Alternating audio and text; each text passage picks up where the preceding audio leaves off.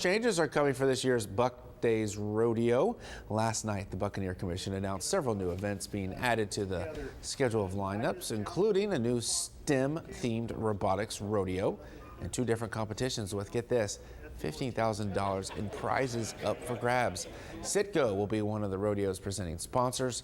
Money raised from each event goes towards students in the Coastal Bend and for college scholarships.